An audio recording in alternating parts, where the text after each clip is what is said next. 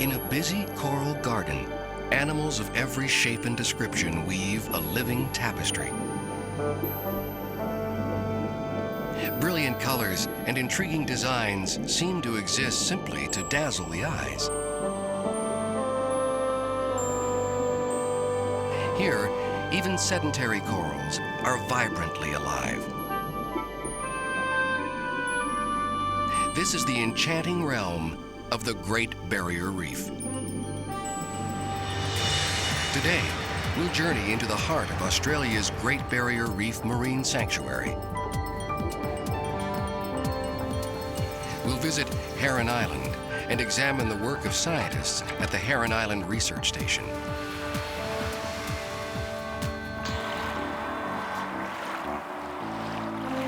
We'll witness part of the extraordinary life cycle of green sea turtles as they come ashore to lay their eggs.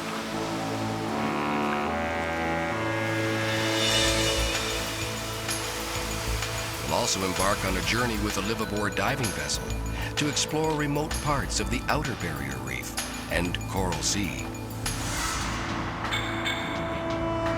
We'll glimpse one of the undersea realm's most fascinating spectacles, a shark feeding frenzy.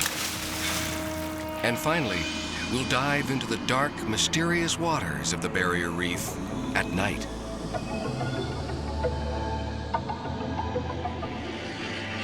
Today, on Undersea Explorer.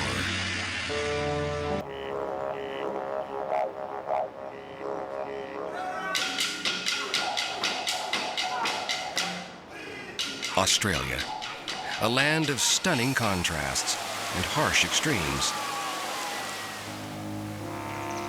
The remarkable landscape hosts a fantastic array of endemic animals. Many species of wildlife here are found nowhere else. In remote isolation, plants, birds, reptiles, and mammals evolved without outside influence.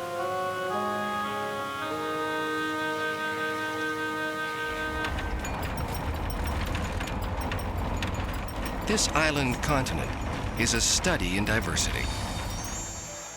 Most of the country is flat and barren, while rich rainforests and mountains rim the eastern coast.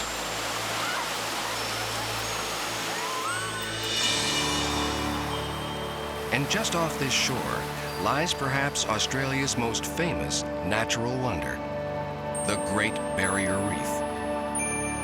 Stretching for over 1,200 miles along the eastern Queensland coast, the reef is the largest community of living organisms on Earth. It is so immense that from space, it is the only visible sign of life on our planet. The reef extends over an area of 200,000 square miles, the largest protected sanctuary and marine park in the world.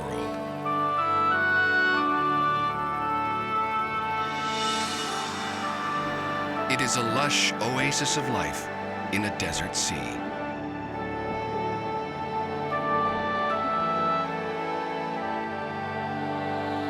Australia's Great Barrier Reef stretches in the north to New Guinea and in the south to the Tropic of Capricorn.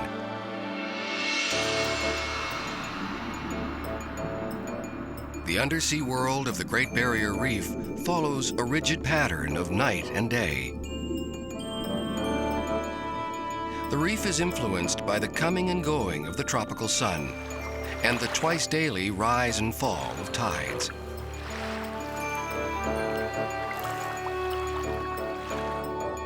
Life here runs on a strict solar clock.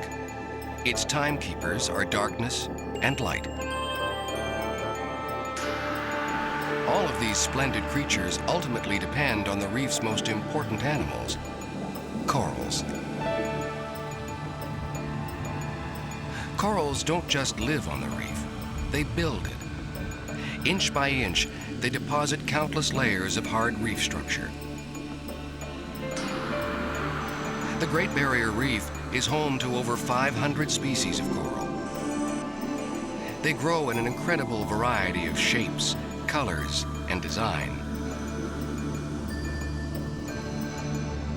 In a tangled thicket of staghorn coral, individual branches can grow up to 6 inches in a single year.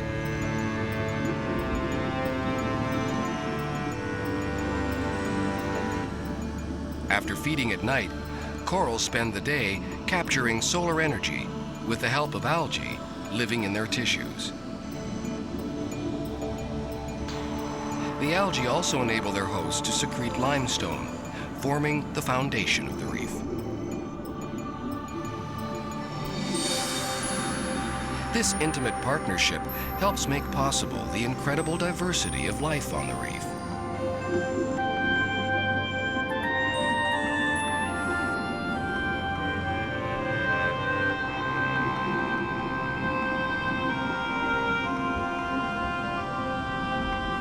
A large grouper is serviced by tiny, cleaner wrasse. The wrasse eat parasites, dead skin, and loose scales. Most fish could easily devour the wrasse, but they never do. In fact, when they open their mouths wide, it's a welcome invitation to dine. Once inside, they inspect teeth, gills, and other crevices that can harbor annoying parasites.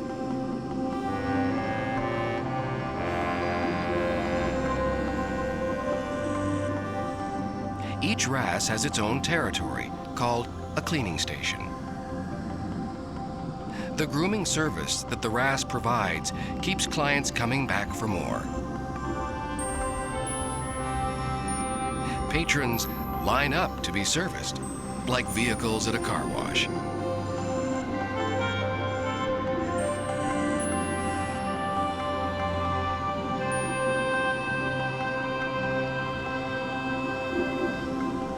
Over 1,500 species of fish inhabit the waters surrounding the Great Barrier Reef.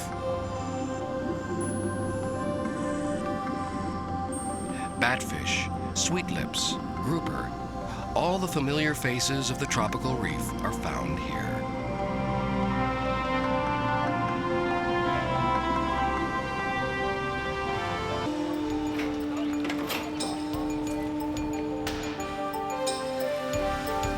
From the coastal city of Gladstone, we boarded a high-speed catamaran for a 2-hour journey to our first reef destination, Heron Island.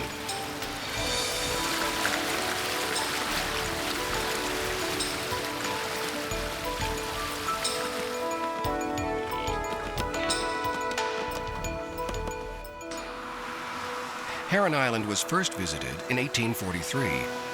The geologist aboard the sailing vessel HMS Fly saw many reef herons on the small coral key, and so the name Heron Island was coined.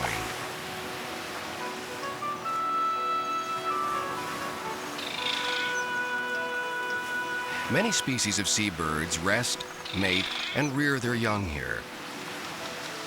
By hunting at sea and bringing their food to shore, seabirds help to form the island.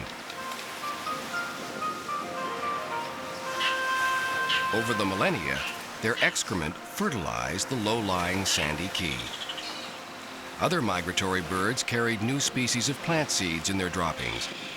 Vegetation also washed up on shore after drifting in the currents.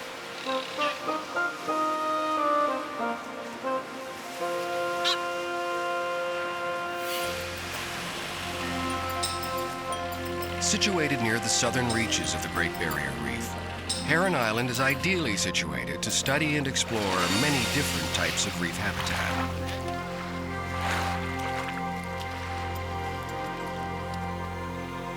Established in 1950, Heron Island Research Station became the first permanent center for coral reef study on the Great Barrier Reef.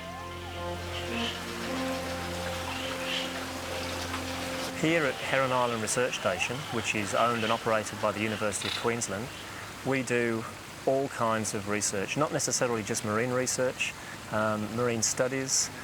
I guess it covers the A to Z of science, if you like, all the way through from anatomy, botany, biochemistry, chemistry itself, earth sciences, geology, parasitology. I myself am a parasitologist, all the way through to zoology. So really, the station itself provides the infrastructure and the facilities for scientists from all around the world, and also Australia, of course, to come here and do the research that they're particularly interested in.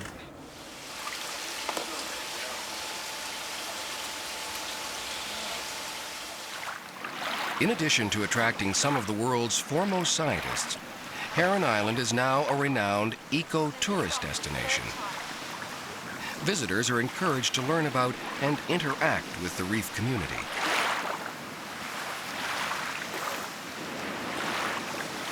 The future of Heron Island is really based on ecotourism. I think that more and more people are getting into being a part of the environment, and because we have such a diverse above and below water environment, I think that the future of Heron Island is quite secure. Heron Island Research Station has a really important role to play in education about the reef and about the marine environment by attracting school students here and by attracting more university students, but also for the research side of things. And in particular, I think the protection of the environment and also looking at the sustainability of the environment.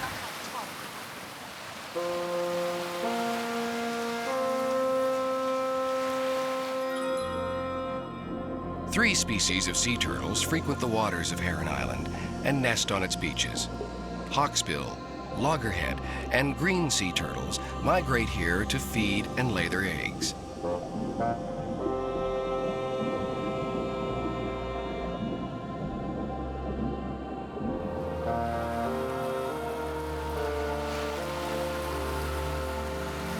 The distinctive tracks of a nesting female are easily distinguished on the sandy beach.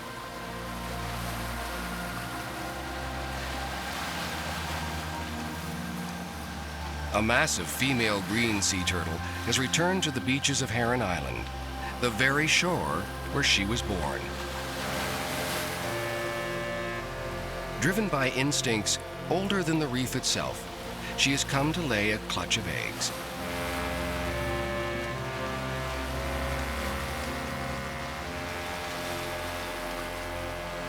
After floating almost weightless in the sea, she lumbers with great difficulty on land, unaccustomed to supporting her full weight.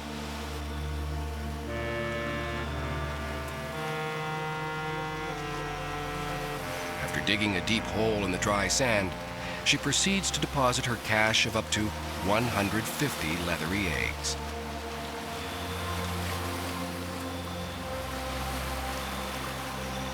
They are not deposited continuously, but in small batches over a period of up to an hour.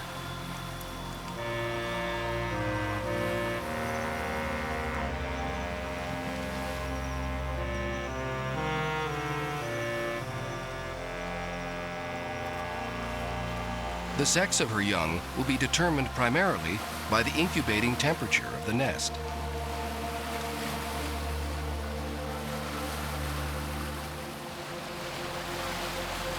With her mission nearly complete, the turtle covers the nest. But before she makes the long journey back to the water's edge, biologists rush in to study her. Okay, 18711.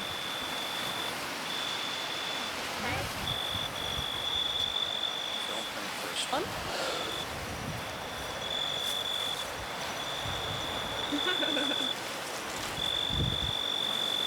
She's 111.7. So she's still laying. She's one of the oldest, or the longest studied turtles in the world at the moment. She's about 70 years old. She's been being studied for longer than I've been alive, so it's pretty good. The female turtles that nest here on Heron Island have been studied since 1964, and there's been a tagging program on those turtles ever since. So from using those tags, they can actually work out how often individual female turtles revisit the island, and it works out that it's probably every 3 or 4 years. And they come up on the island, they lay their eggs, And then every time female turtles revisit the island, they're tagged. So you can imagine over a 30-year period, the majority of turtles that come back to the island are sort of recaptured, if you like, and they can get information on how much they've grown since the last time they laid eggs. And of course, all new turtles that aren't tagged are tagged. So really, they're building up a huge database over the last 30, 35 years.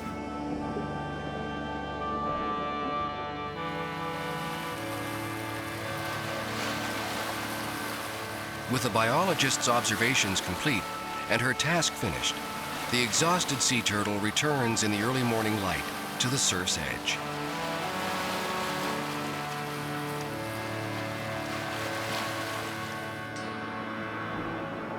She will never see the fruits of her labor, as the hatchlings will have no contact with their mother.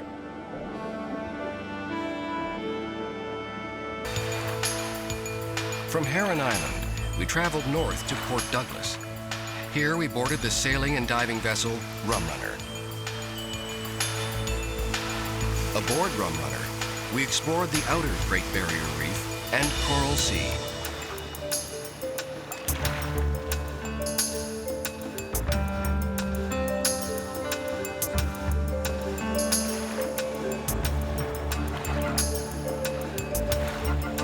In recent years, one of the most exciting and popular attractions in scuba diving has become, believe it or not, shark feedings.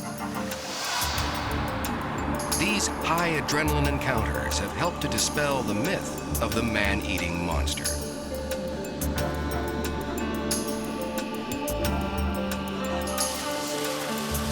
In order to entice the sharks and bring in as many animals as possible, divers bait the water with fresh fish carcasses.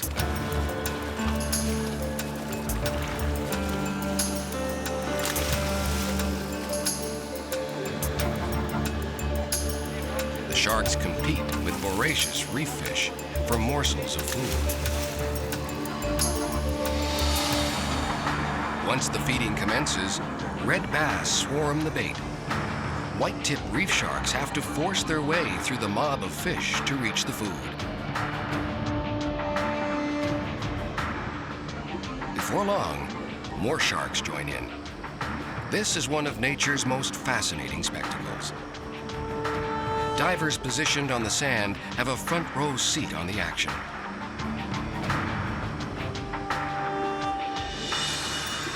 These feedings reinforce the fact that sharks are not interested in humans and do not consider them food.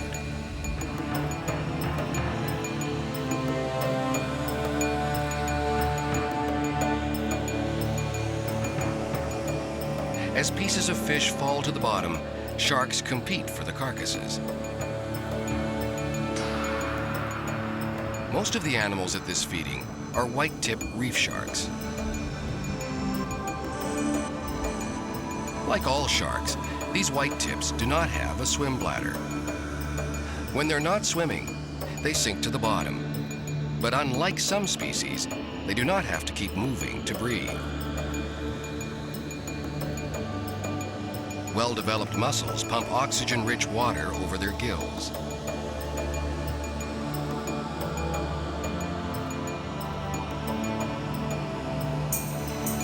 With bellies full, the white tips go about their business on the reef.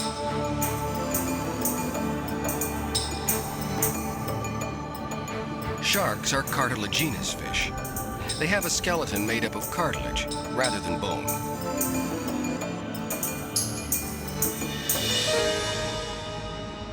Members of this family include mantas, eagle rays, stingrays, and skates.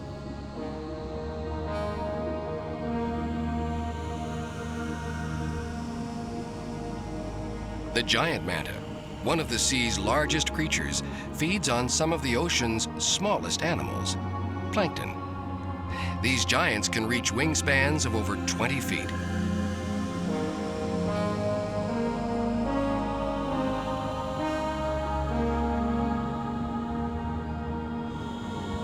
Blue-spotted stingrays measure only a foot or two across.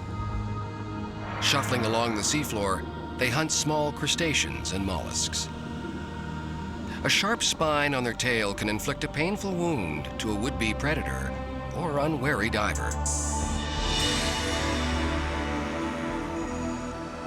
As twilight approaches, large schools of jacks and other predators congregate near the reef.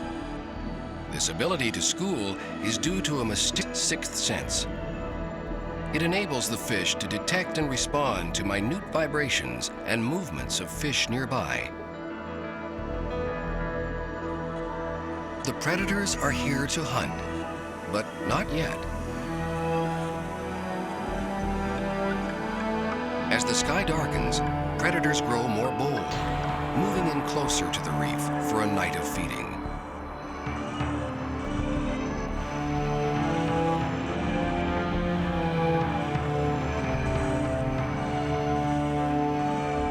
As darkness envelops the reef, most species of fish find a crevice to hide and rest.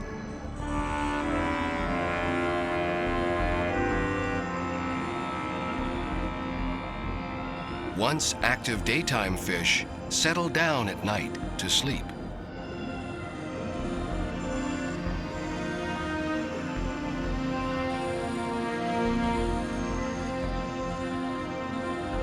This parrotfish secretes a mucous membrane that hides its scent from sharks and other predators.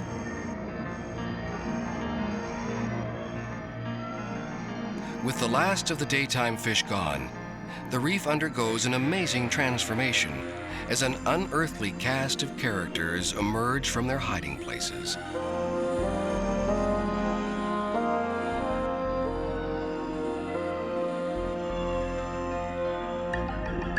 Creatures shy and reclusive during the day become more bold at night.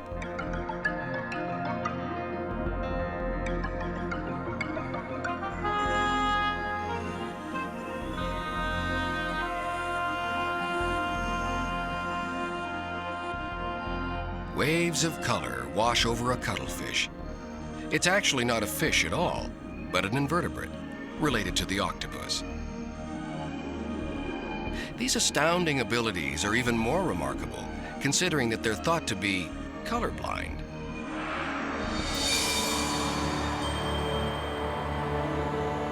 The biological complexity and diversity of the Great Barrier Reef make it one of the richest marine habitats on Earth.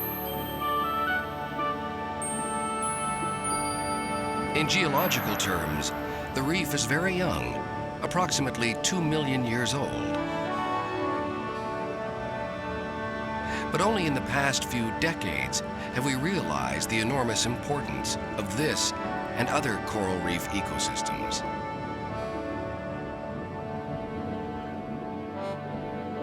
With the protection granted by the Great Barrier Reef Marine Park, this magnificent oasis of undersea life will survive. For the foreseeable future, the fate of the reef is in our hands.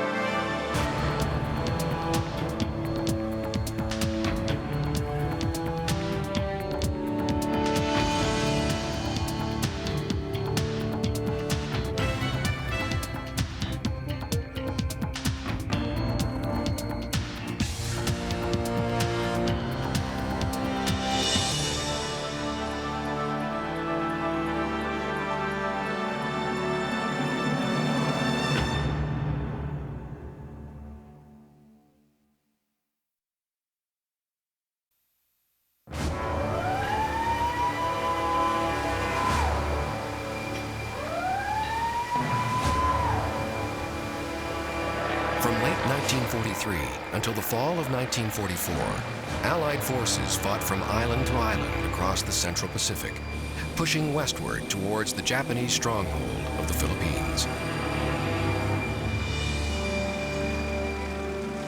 2,000 miles south of Tokyo, a little-known remote group of islands would play a pivotal role in the struggle to defeat Japan. 200 feet below the water's surface, the mortal remains of a Japanese sailor are grim evidence of a fierce battle.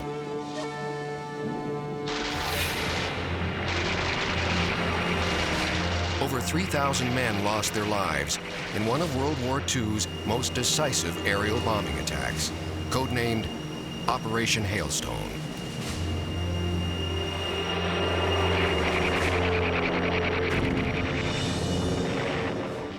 Today, we'll explore the sunken fleet of Chuuk, the largest collection of accessible shipwrecks from World War II. We'll investigate deep wrecks, normally off limits to scuba divers, and learn how technical divers safely descend to such dangerous depths.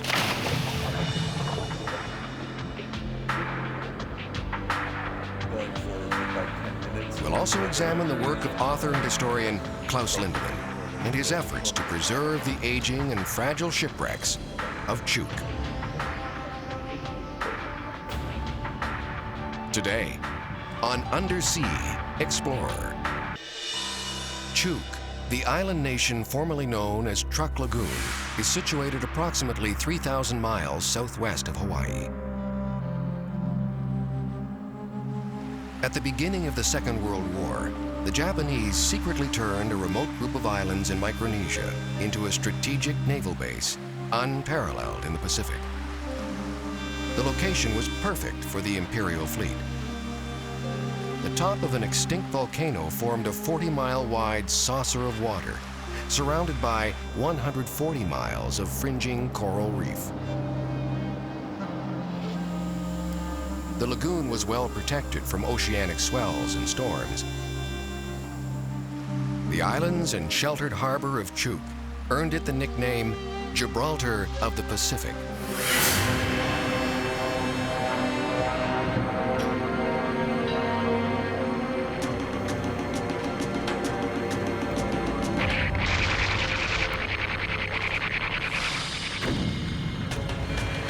On February 17th and 18th, 1944, the island fortress erupted into chaos. Planes from the decks of American carriers situated 90 miles offshore strafed and bombed unprepared Japanese forces.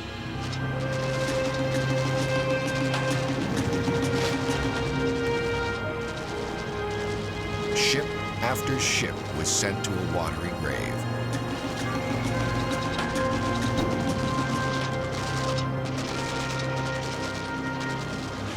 After 2 days of relentless attacks, over 60 warships and merchant supply vessels were sunk. That day, that was on Saturday, I was off, my day off, so I've been thinking that I'm going to have a good sleep, you know, after all those 5 days, 6 days work hard. Then I've been hearing that boom, boom, boom, boom everywhere, from the mountain, from the shoreline, from the ships. We were just very lucky because the place we live in is near to the hospital, Red Cross, so they don't bother much that area. That's bring us very lucky.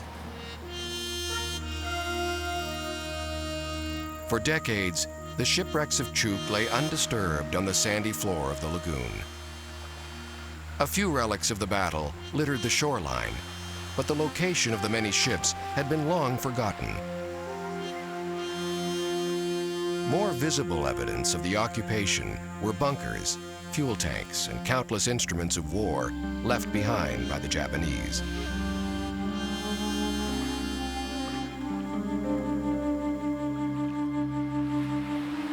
In the harbor, oil slicks from ruptured fuel drums and tanks were a mysterious clue to what lay beneath the placid surface. In the 1960s, an infestation of crown-of-thorns sea stars led accidentally to the rediscovery of some of these fascinating time capsules.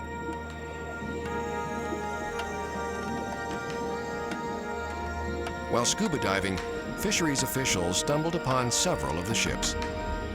Word of the remarkably intact wrecks spread, and thus began a new era of diving tourism in the remote islands.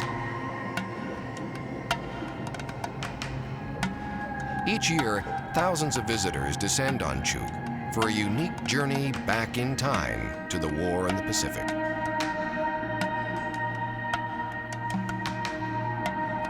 Countless artifacts litter the decks and holds of these well-preserved shipwrecks.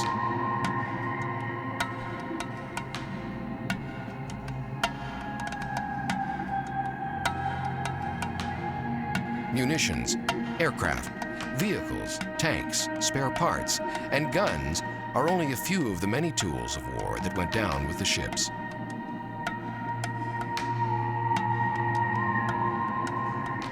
Relics such as china and other personal artifacts offer a fascinating glimpse into the everyday lives of Japanese sailors.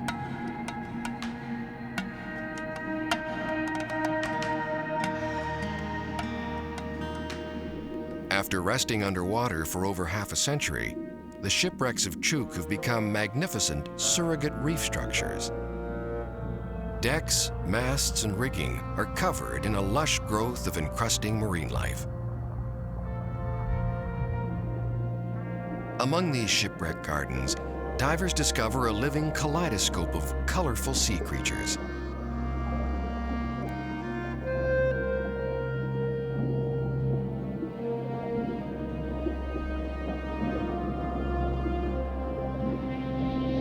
Scores of Japanese servicemen were killed in the attack on Chuuk. In 1984, most of the mortal remains were returned to the surface. In a solemn ceremony, the bones were cremated.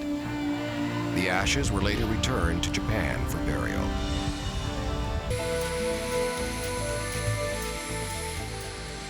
After a brief connecting flight from Guam, our camera team arrived on the island of Moan.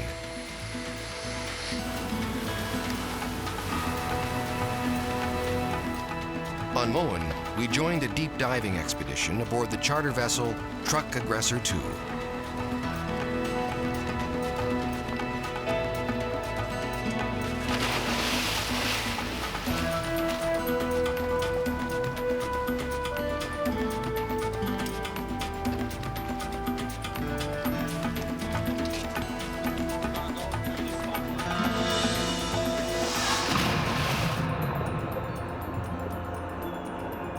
Many of the wrecks of Chuuk lie in shallow water, safely accessible to recreational divers.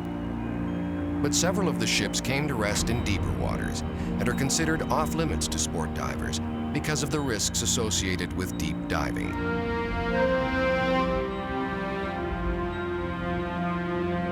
With specialized equipment and training, technical or extended range divers are able to explore depths far beyond the limits imposed on recreational divers. Extended range diving basically picks up where normal sport diving leaves off. The maximum recommended depth limit for sport diving is 130 feet. Extended range diving basically picks up at 130 feet and carries on to 180 to the 200-foot range. When we start to dive deeper than the traditional recreational limits, we run into a number of physiological problems. The first one is nitrogen narcosis. The air that we breathe is comprised of 80% nitrogen, and as we breathe that nitrogen under increased pressure, it has an effect on our brains similar to narcotic drugs like morphine and Demerol. You basically start to lose your good judgment, your peripheral vision starts to collapse, you have tunnel vision, and that combined with that narcotic effect can cause you to start to make errors. Your thought processes start to slow down, your reaction time is slowed down, your judgment is impaired, and that makes a diver dangerous. The key to surviving nitrogen narcosis is just to be aware that it's occurring. In addition to the dangers associated with nitrogen narcosis, divers face another serious threat: decompression sickness, more commonly known as the bends. When breathing underwater, nitrogen is absorbed into our tissues. The deeper the dive and the longer the stay, the more nitrogen is absorbed. When ascending, decreasing pressure causes nitrogen to leave the body through normal respiration. But if the rate of ascent is too fast, the dissolved nitrogen is unable to dissipate safely, and bubbles can form in the bloodstream and tissues.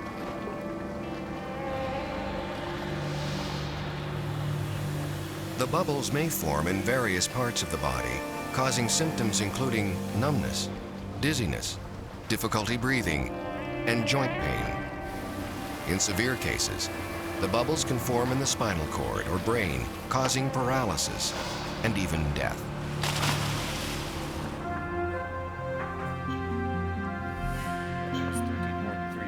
To avoid decompression sickness, deep divers must implement a rigid dive plan that allows dissolved nitrogen sufficient time to escape. Dive parameters are calculated with computer programs and tables. Divers individually compute their bottom times, ascent rates, and decompression stops. Deep divers also utilize a number of specialized tools. Double tanks, redundant computers, extra lights, and safety lines are only a few of the many precautions that must be taken.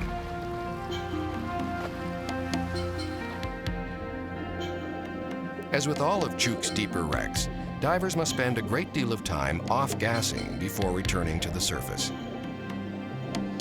This slow ascent allows excess nitrogen to dissipate and escape the body.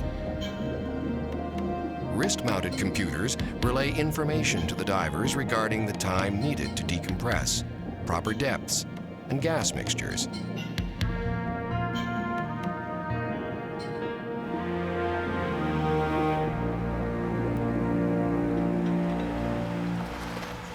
Decompression tanks are filled with an enriched air mixture with increased oxygen called nitrox.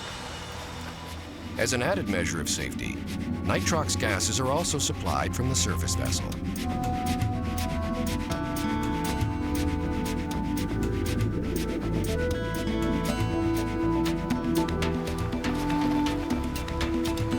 A rigid decompression bar is lowered beneath the dive boat with safety stops at varying depths.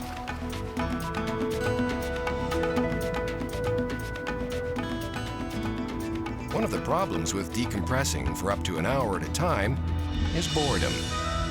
One diver even brought along a paperback book to kill time.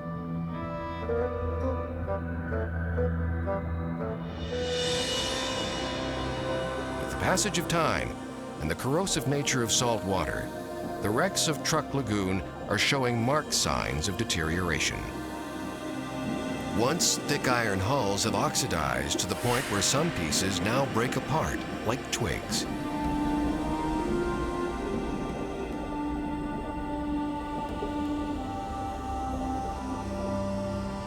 Diver traffic has also taken its toll.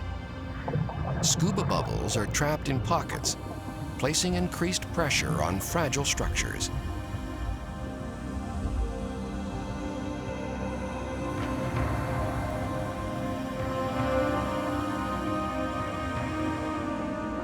Divers disturb artifacts and stir up sediment and debris. Regrettably, negligent divers contribute significantly to the demise of the very wrecks they have come to admire. We are here at the Magesan. This is our dive boat here. We are going down. Noted historian and author Klaus Lindemann has devised a simple code of conduct for visiting divers to help preserve the delicate wrecks. Divers do have an impact on the wrecks, and I don't mean like they are coming down and crash on the wrecks, but I mean they touch things, and by touching things they set in a process which they probably don't realize. The wrecks are encrusted by marine growth that form a barrier between the steel of that ship and the seawater, and the seawater, of course, is highly corrosive. When you touch this biosphere, these little things die off and they flake off, and so subsequently, you know, the seawater can get to the steel again and corrode it much faster than before. The slogan which we have developed, or which I have developed for minimum impact diving, is dive so considerate to your environment that The diver who follows you has no idea that you have been here before.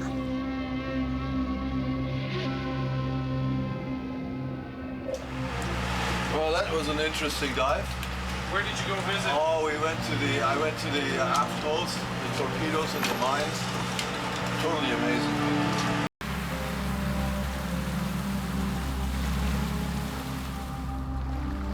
The target of this deep diving expedition are three of the most notable ships of Chuuk.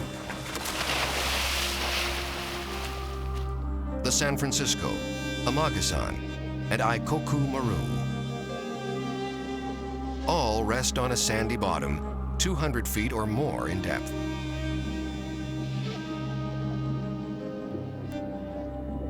The San Francisco Maru is considered the premier shipwreck of Chuuk, and for good reason. It contains so much war material that it's often referred to as the $1 million wreck.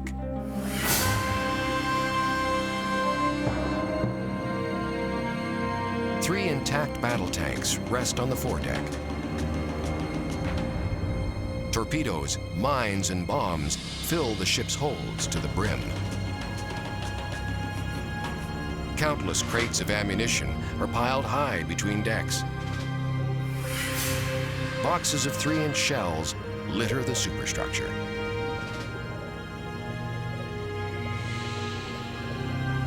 One of the deck houses contains bathrooms and toilets, an indication that the San Francisco carried troops in addition to its war cargo.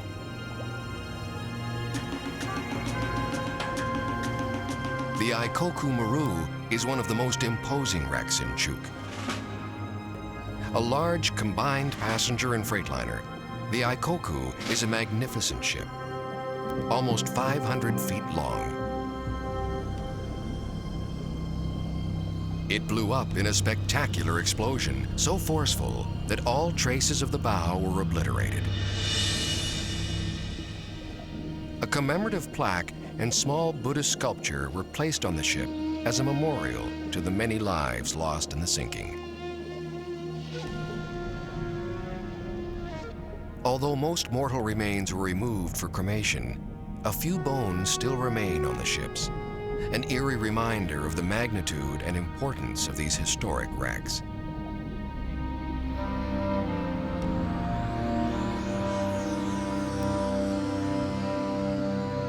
The Amagasan Maru is another fascinating combined freighter. Its large holds offer a fantastic array of artifacts. A sizable passenger sedan was probably the personal vehicle of a high-ranking officer. Bicycles were a more modest and common means of transportation. Tattered drums still leak oil and fuel to the surface to this day. More personal artifacts, like this galley china, remain virtually intact, untouched by seawater and the passage of time.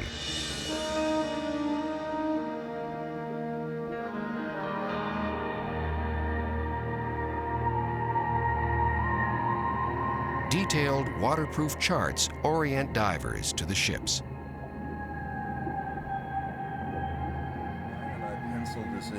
With immense areas to explore and a short time frame in which to safely dive, the maps are an essential and reassuring tool. This is the ship as it used to be. It's very easy to become disoriented inside a shipwreck. Often these shipwrecks are on their side. You have walls that are ceilings and ceilings that are walls, stairways that are hanging over your head. Nothing's where it's supposed to be. You have decks that have collapsed and so forth. And it's very, very easy to become disoriented, even when you can see. In Truk Lagoon, because of some of the ideal conditions, unlike the Great Lakes or the East Coast of the United States, we were dealing with as much as 150 foot of visibility, water that was 88 degrees Fahrenheit from the surface all the way to the bottom, and we didn't have to contend with any currents. The beauty of that is we didn't have to wear dry suits, which are sometimes very cumbersome. We got away with 3mm wetsuits. We could dive and spend as much time on the bottom as our gas supply would permit, because we didn't have to worry about freezing to death while we were performing our decompression. When diving in the Great Lakes or diving on the east coast of the United States, for example, you really have to keep in mind that while your decompression is building up, how much cold are you going to be able to tolerate during those decompression stops? And that's not really a factor in Truk Lagoon.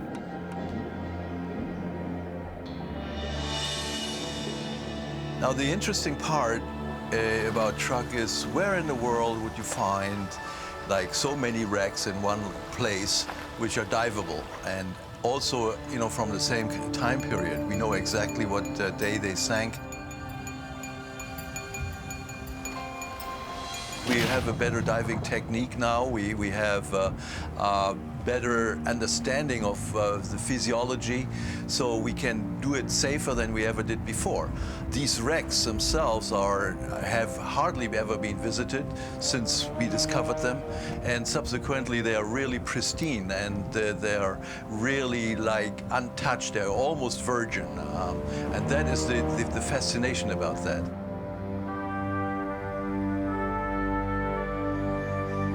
And what makes all the wrecks in Truk Lagoon interesting is just the richness and the artifact density that each wreck has. There's artifacts everywhere.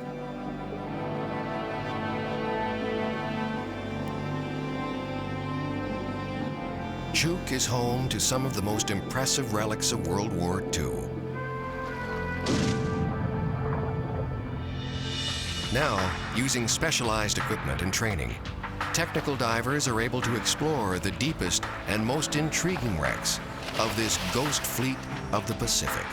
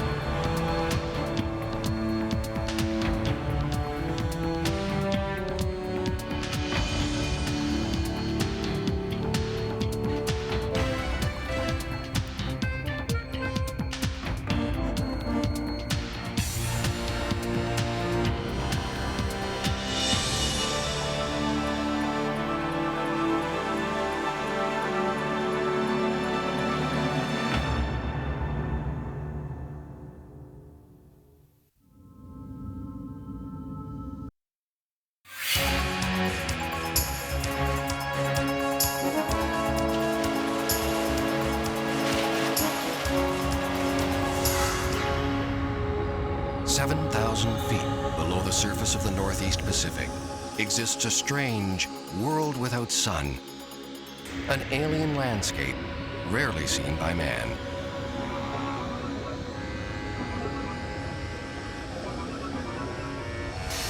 Superheated water, packed with a rich cocktail of minerals and microbes, spews from hydrothermal vents.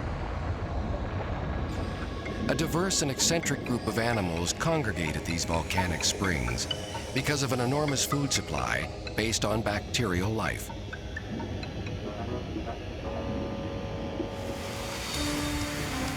Today, we'll travel almost 200 miles southwest of Vancouver Island to explore the Endeavour deep-sea hot vents of the Juan de Fuca Ridge.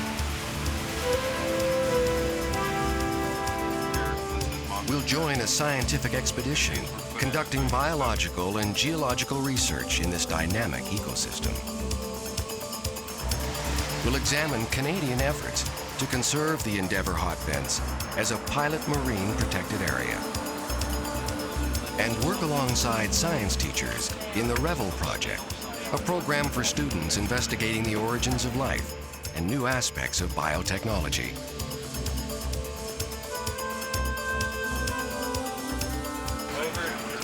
And finally, we'll study how scientists work at such great depths with the remotely operated submarine, ROPOS.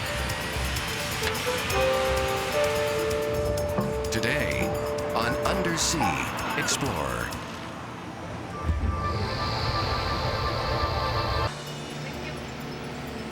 Can you log these, Steve? All right. In 1977, oceanographic scientists and researchers made a remarkable discovery. Deep-sea volcanic vents near the Galapagos Islands harbored creatures and dense communities of life unknown to science. They discovered a lush oasis in what was previously thought to be a sunless desert.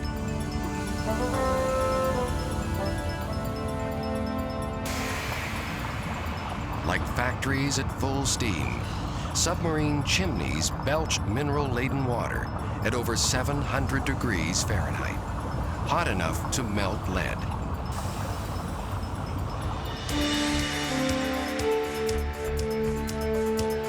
Armed with the submersible Alvin and its cameras, researchers witnessed for the first time the strange and alien world of hydrothermal vents.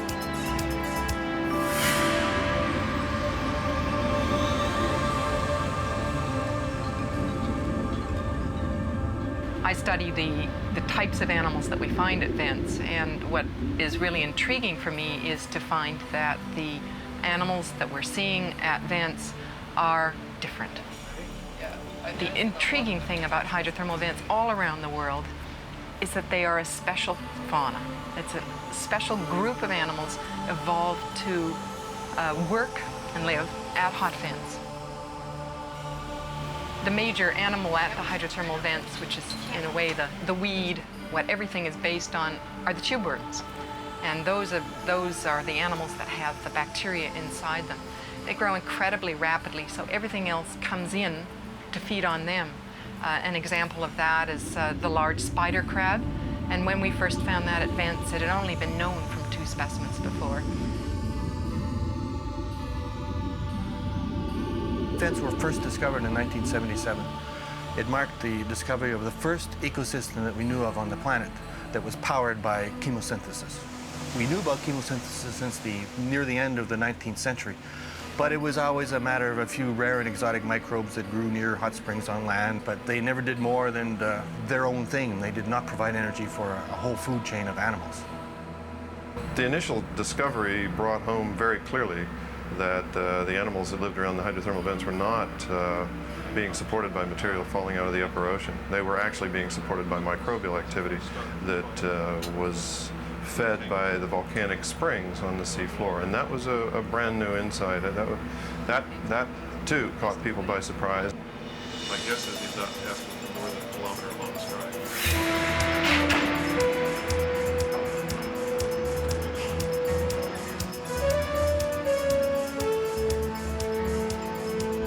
In the community of Astoria, Oregon, we joined the University of Washington's research vessel, Thomas G. Thompson.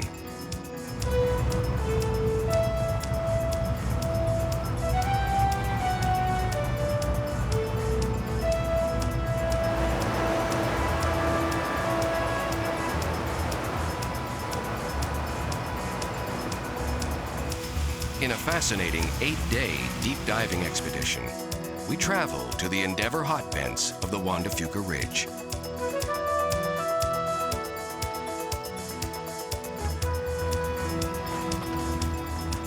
Across the sea floor of the world's oceans runs a mountain range and rift system 40,000 miles long.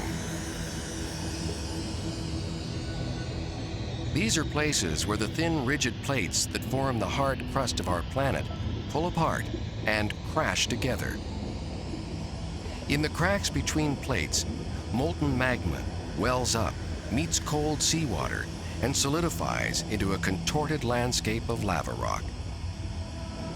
Seawater seeps through the porous rock to unknown depths, is heated, and percolates back to the surface after accumulating a rich brew of minerals.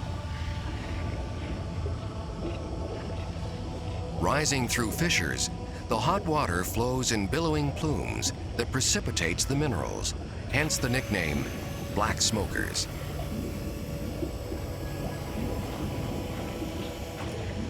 At depths of over 1.5 miles, enormous pressure of 2 tons per square inch prevents superheated seawater from boiling. It is here, in these harsh and inhospitable landscapes, that life on Earth may have begun.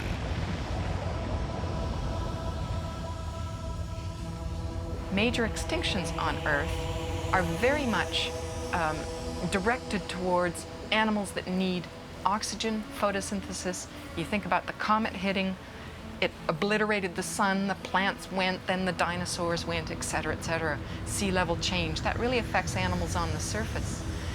And we think that one of the reasons we're seeing many odd species at hot vents is because those guys never went extinct. They don't care about the comet hitting. They don't care about sea level, climate change, whatever. A very constant, predictable habitat at the bottom of the sea. And as long as you get enough oxygen hanging on for tens of millions of years, you'll keep that community going. And they never went extinct, but many of them are still relics from our past and a window into the past.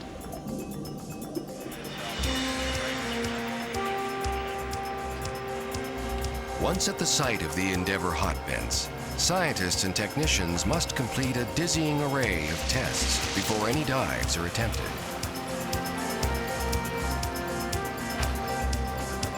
A series of navigational instruments are prepared and dropped over the side to drift to the ocean bottom.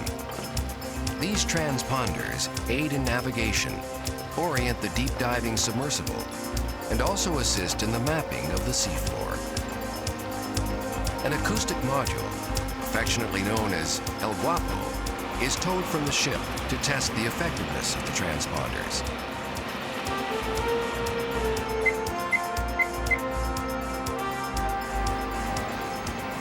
The submersible carries its own relay transponders, who fix the location of the sub in 2- and 3-dimensional planes. Before every dive, we have a pre-dive checklist we go through, and we check the sub for mechanical integrity.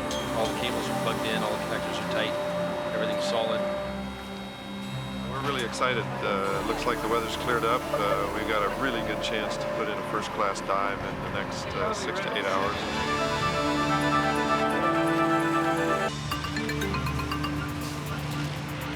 The main tool in this expedition is the remotely operated vehicle, ROPOS, from the Canadian Scientific Submersible Facility.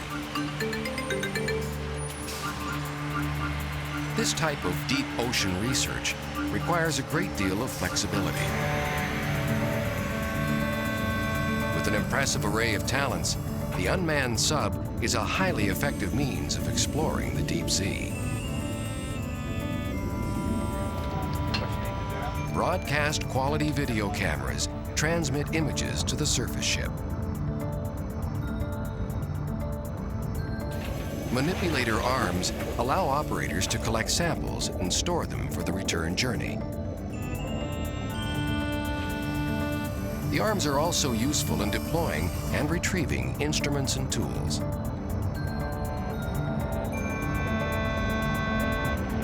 High-powered artificial lights illuminate the seafloor. I got 3 big turbo lights, 1, 2, 3, each at 500 watts, so that's 1,500 watts, plus 2 incandescent lights, one on the camera down there, one here, for a total of 2,000 watts of lighting. Modern, remotely operated deep submersibles have greatly expanded their industrial applications to meet the varied needs of ocean sciences. ROPOS makes it much easier to gather clues to the great mysteries of the deep ocean vents. ROPOS is somewhat like a child, a bit of a wayward child. I've been involved in the development of it since it was born, and it's right on the edge of what our capabilities can do technologically. So seeing it grow, seeing it develop has been a real thrill. A thick steel line ties ROPOS to the surface vessel and transmits data via fiber optic cables enclosed inside its core.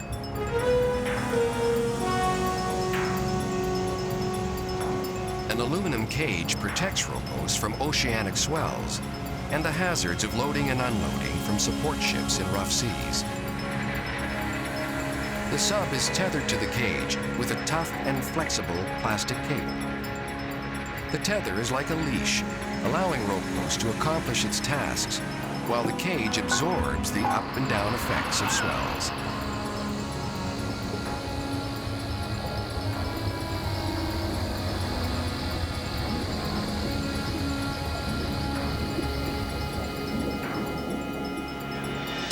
And this is Mission Control, a tiny room crammed to the ceiling with monitors and instruments and people.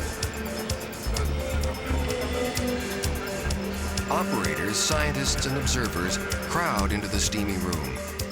This type of science is a 24-hour-a-day job, and Ropos can stay on the bottom for days at a time.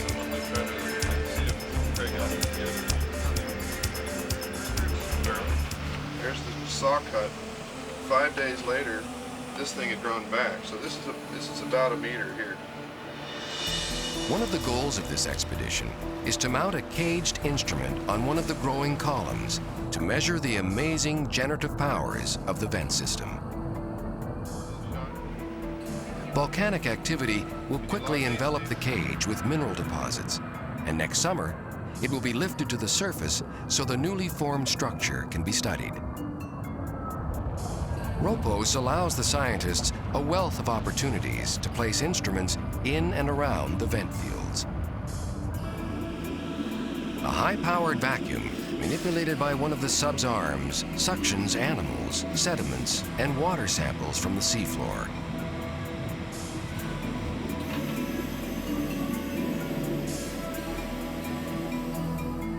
Each sample has its own turret-mounted sealed case. Tube worms and other creatures are delicately handled by Ropos. It is extremely difficult to maneuver with such a tangled cargo. To allow Ropos increased time on the bottom and to collect additional samples, a device called the elevator is utilized. On the bottom, it acts as a storage depot for Ropos, allowing the sub to roam the seafloor in search of sampling opportunities. Once a box is full, it's brought back to the elevator for the return trip. When all the boxes are full, the elevator is returned to the surface.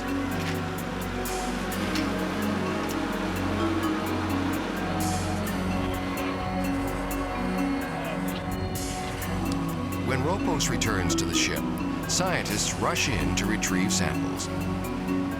Marine biology students in a variety of disciplines work with scientists in the daunting task of cataloging and storing countless species and samples.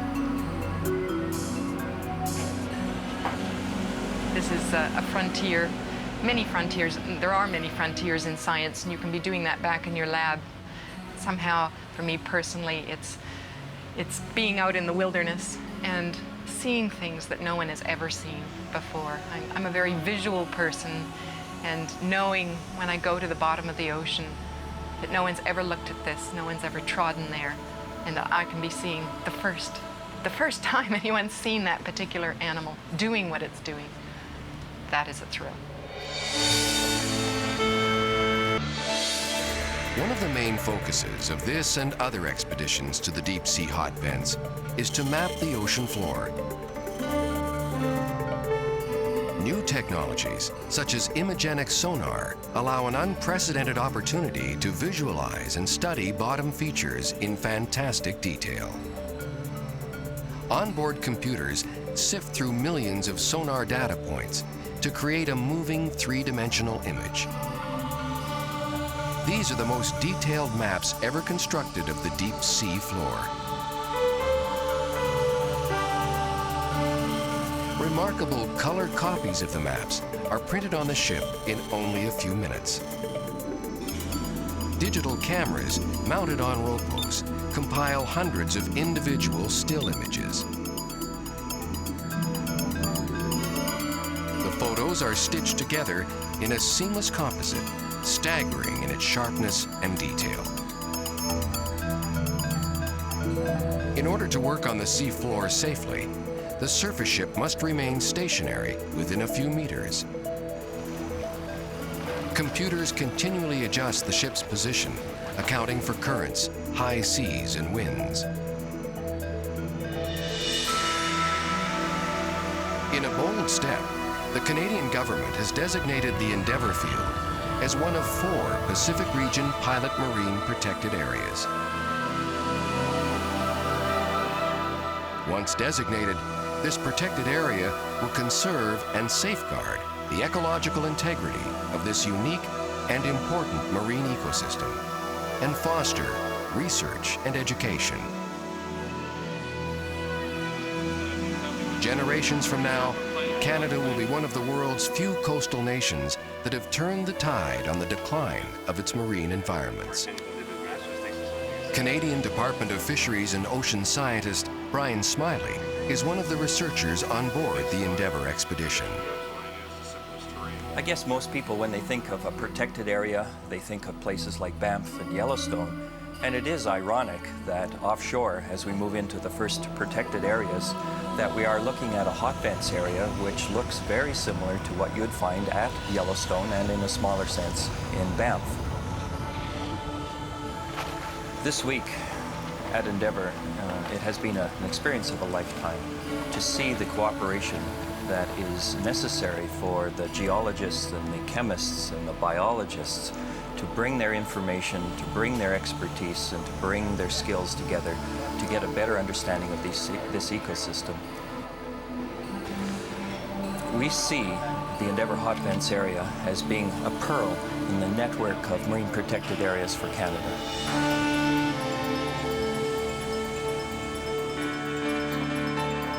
On this Endeavour expedition, there were a number of distinguished members of the scientific team.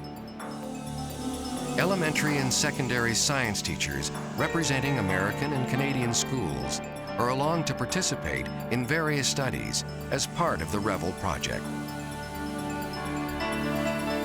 REVEL stands for Research and Education, Volcanoes, Exploration, and Life.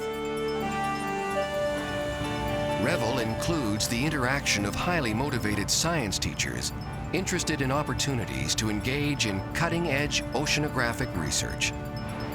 Thus, they provide their inquisitive students with an opportunity to join in on the experience of active scientific inquiry.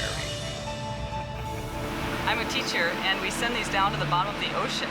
And then when we go back to public school in the fall, we can show the students what happens when we send cups down.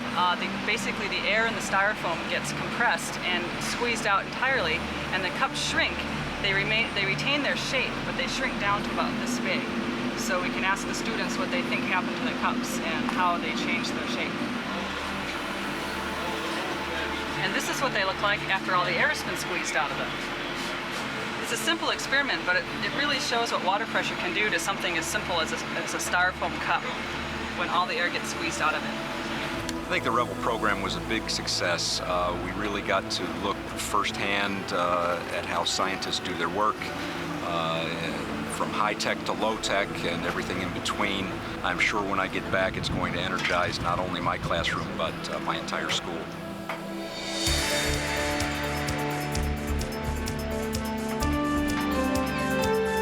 After 8 days in the open sea, the Thompson and her complement of scientists, teachers, and support crews returned to the Canadian city of Victoria.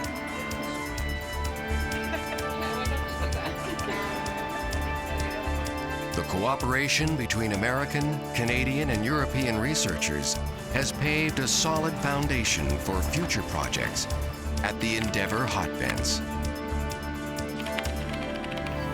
Going to sea is an expensive and a difficult business, and you need the expertise of everybody involved, and you can't afford to divide things up. So there's a lot of cooperation among scientists and among groups. Each group can bring perhaps some money, they can bring some skills. So on the operations level, it's very important to have that interaction. I need the fluid chemist, I need the geologist, I need the person working on the sulfides, and then it begins to make sense to me. It doesn't matter what country somebody's from. It's actually, I'm far more interested in what their particular expertise is.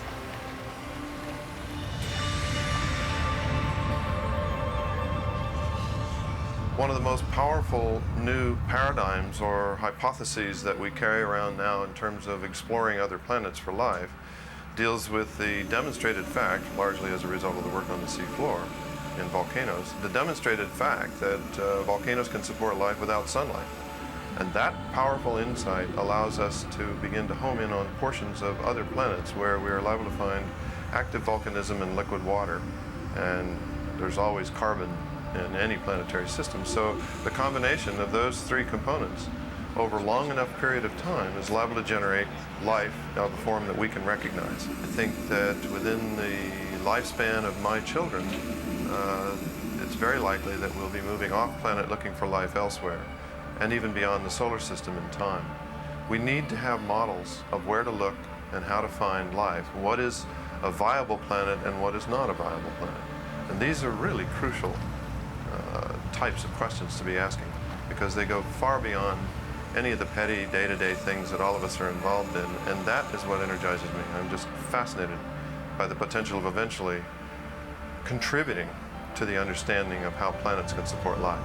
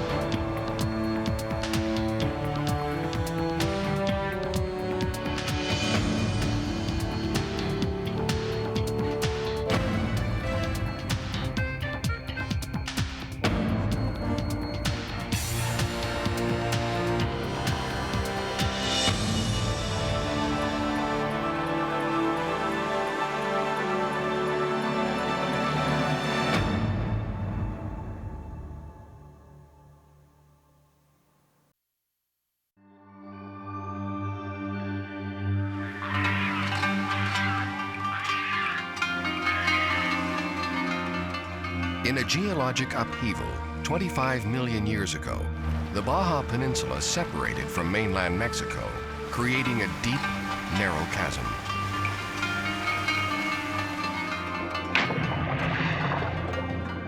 This tectonic activity helped create the Sea of Cortez, one of Earth's youngest and richest undersea realms.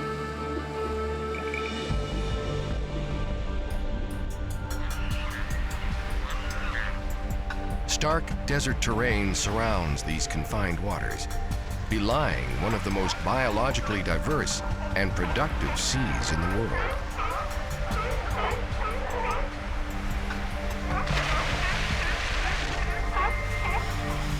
Today, we'll travel to the southern tip of the Baja Peninsula for a week-long journey into the heart of the Sea of Cortez. We'll observe a dynamic group of ocean mammals, including California sea lions,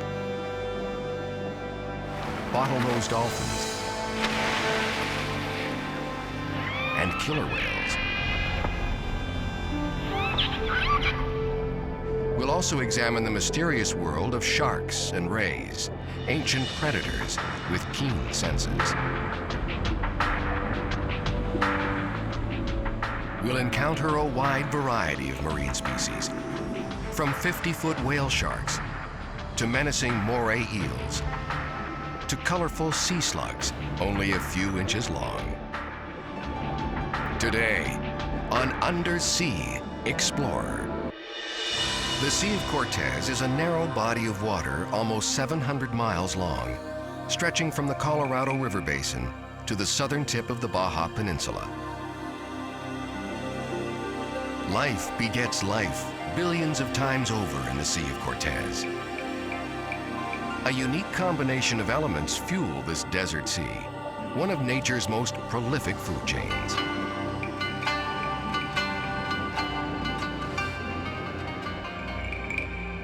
Conditions in the Sea of Cortez are ideal for the production of plankton, the basic food supply for all ocean-dwelling creatures.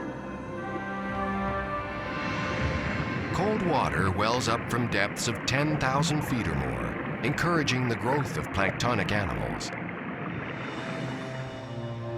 Abundant food and a wide variety of undersea habitats support over 800 species of fish, from open ocean migrants to tiny reef dwellers.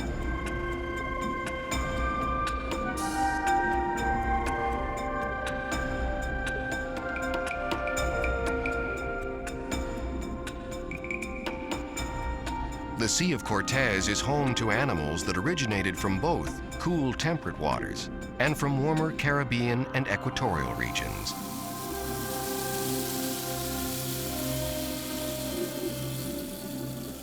For millions of years, fish migrations along the coast of Mexico funneled into the narrow reaches of the sea. Once clear of the southern entrance, they faced a 700-mile journey north to what was essentially a dead end.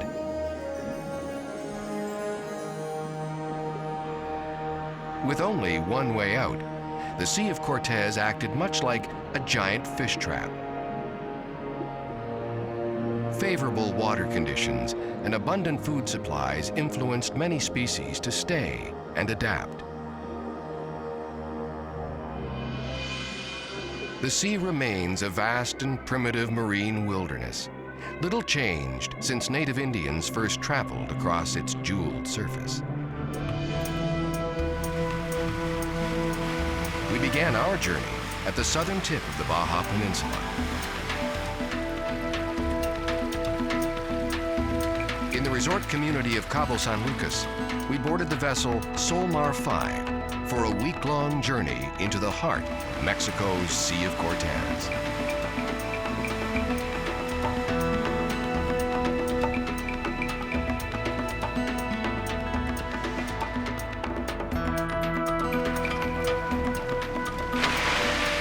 The Sea of Cortez is an intriguing and exciting undersea realm. Divers may enjoy the company of migrating giants such as gray, humpback, and sperm whales. Cameraman Tom Campbell experienced a thrilling and rare encounter with the ocean's top predator, the orca, or killer whale. In my nearly 40 years of diving, probably the most exciting experience I've ever had was while I was in the Sea of Cortez to come upon a pod of orcas and to be able to get into the water in crystal clear, pristine water like we see here in the Cortez and swim alongside of the world's greatest #1 apex predator was the thrill of a lifetime for me. I'll never forget it. And I understand I've been seeing more and more orcas in this area, which is a real treat.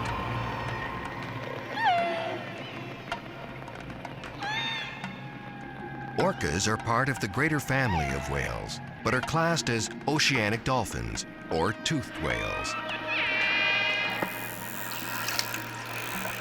This family includes other familiar species, such as bottlenose dolphins.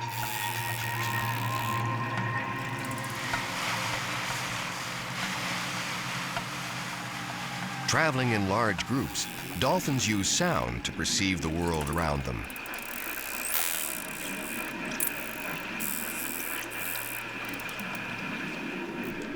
Sonar, or echolocation, is utilized to identify the position, size, and shape of prey, and for communication.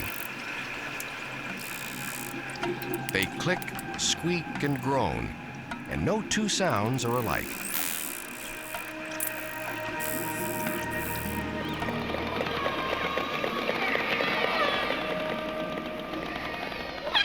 Toothed whales, such as dolphins and orcas, produce sounds by forcing air through their nasal passages and blowholes. They receive sound waves via the jawbone, which reverberates back to the inner ear. Their keen eyesight can be of limited use in the blackened depths of the sea. Sound, however, can travel for miles underwater.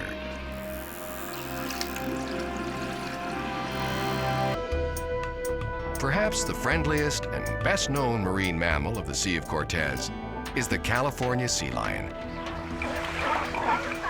Highly social pinnipeds, they prefer to gather in large groups, regardless of the time of year or whether they're mating.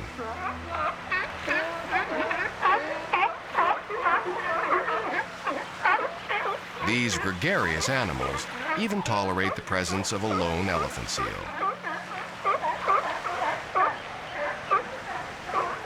Along remote coastal areas and small uninhabited islands, California sea lions can be found in rookeries, or in hauling out sites populated with non-breeding animals.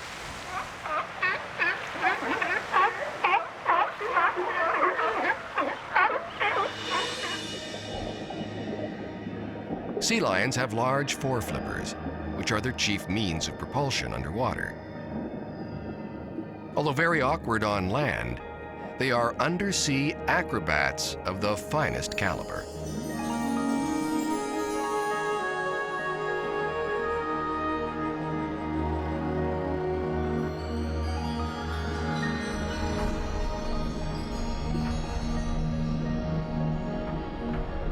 Large bulls weigh as much as 700 pounds and can attain a length of over 10 feet. Males are generally much bigger than females and have a noticeable bump on their head.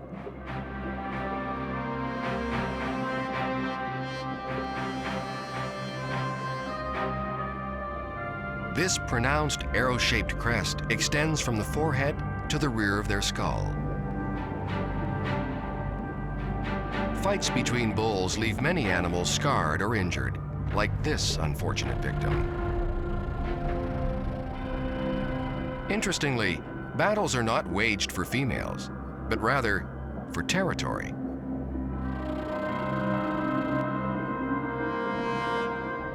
A bull could care less whether one of his harem mates with another male, as long as it happens in an adjacent territory.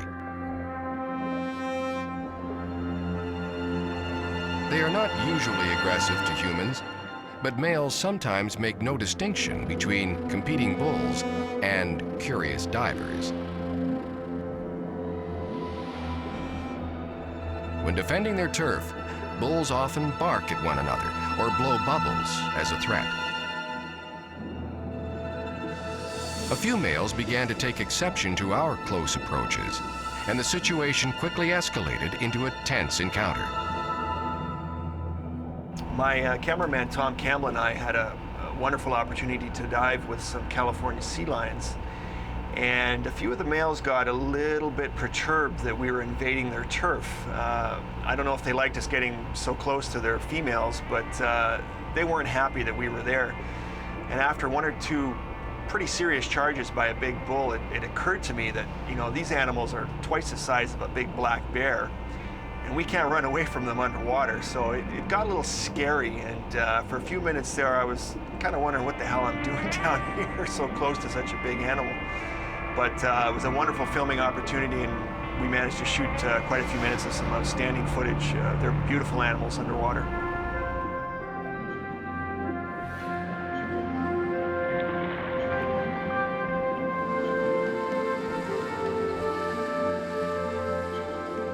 The females of the species are much smaller than males and lighter in color.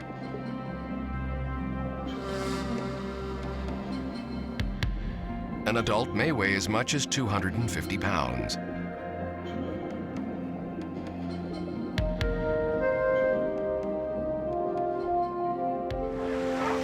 When on land, sea lions always rest close to the water's edge, especially in the hot desert sun. They are extremely sensitive to heat, thus are never far from a cooling bath.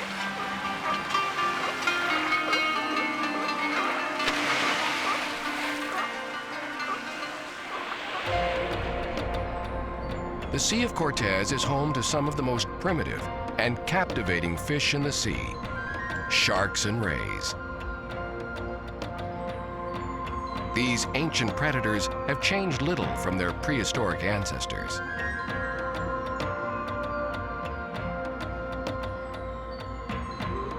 Objects of fear and fascination, sharks have inhabited the seas for hundreds of millions of years, among Earth's oldest living creatures. They are much more sophisticated than we previously thought. With a higher sensitivity to electrical fields than any other animal, theirs is the most acute detection system in all of nature. It is believed they use the Earth's electromagnetic fields to navigate through the sea. Sharks and rays are not just simple predators with only a good sense of smell.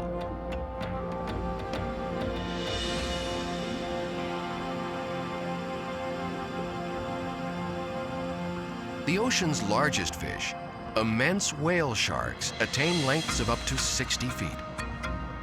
They roam the world's tropical seas, migrating to sheltered waters, like the Sea of Cortez, to feed and mate.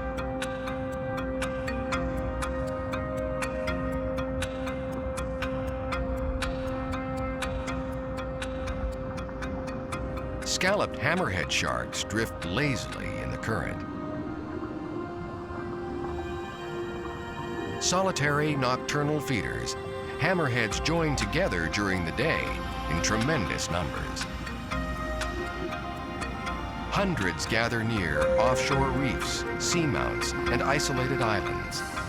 At night, they leave the school to feed on bottom-dwelling fish. And some of their favorite prey are close relatives: rays, skates, and guitarfish. This small bottom dweller has a hidden but highly effective means of protection from marauding sharks. The bullseye electric ray can deliver a debilitating shock of 200 volts or more to an unwary predator.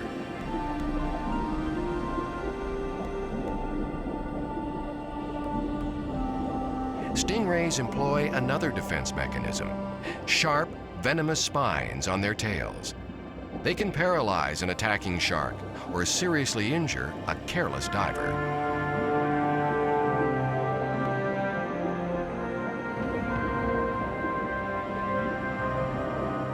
Almost every group in the animal kingdom has its eccentrics, and this family is no exception.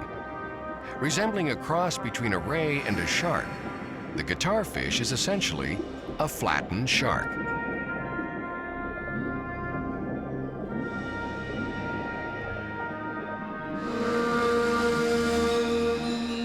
The most beautiful and graceful member of this family is the manta ray.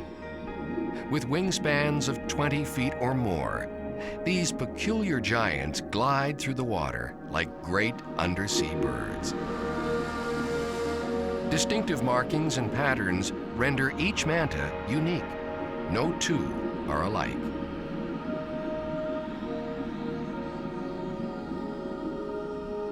Elasmobranchs, which include sharks and rays, are a group that evolved separately from bony fishes. All have skeletons comprised of cartilage rather than bone, and are commonly referred to as cartilaginous fish.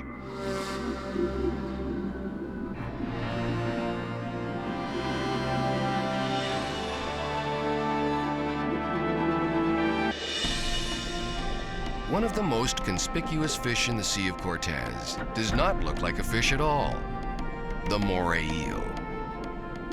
Surprisingly, morays are classified as bony fish, even though several significant differences between eels and other fish are readily apparent. They lack the large gill covers of other fish that help pump water over the gills. Eels use their mouths as billows to continuously circulate a fresh supply of oxygenated water. Morays are constantly opening and closing their mouths for respiration. With mouths agape and razor-sharp teeth exposed, they are frequently portrayed as monsters of the sea. Nothing could be further from the truth, as these animals are normally shy and reclusive. They rely on a keen sense of smell to detect prey, as their eyesight is very poor. Roaming the rocky bottom features of the reef, they search for small fish, crustaceans, and octopus.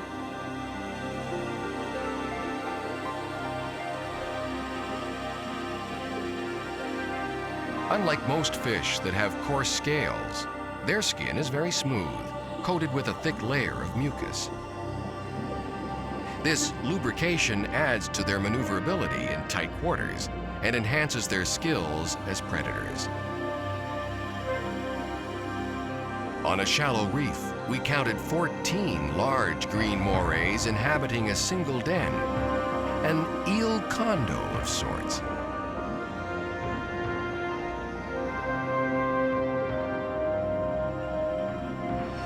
The Sea of Cortez is home to a staggering variety of fish species. Many are oddly shaped and very distinctive in appearance. Most celebrated and elusive species is the seahorse. Prized in aquariums, seahorses rarely exceed a few inches in length. Their familiar horse-shaped head and long body distinguish them from any other fish in the sea.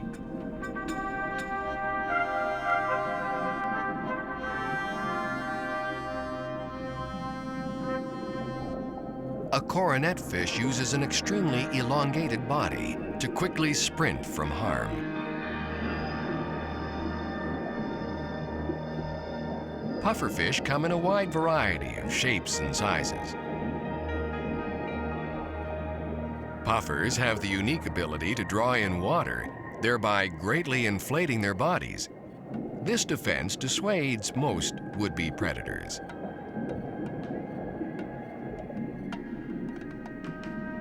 In addition to marine mammals and fish, the Sea of Cortez is home to countless species of invertebrates.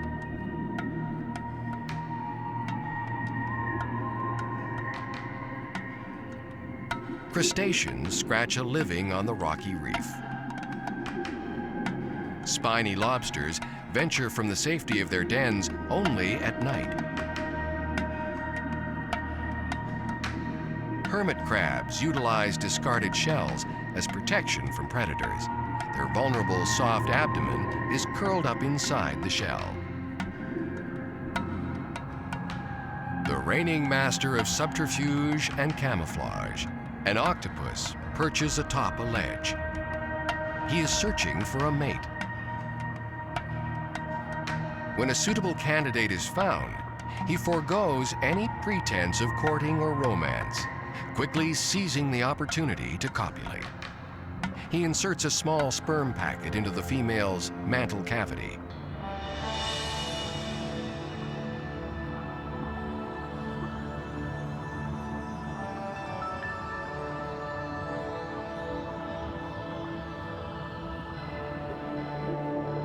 Nudibranchs are sometimes referred to as sea slugs, an inappropriate name considering their striking appearance.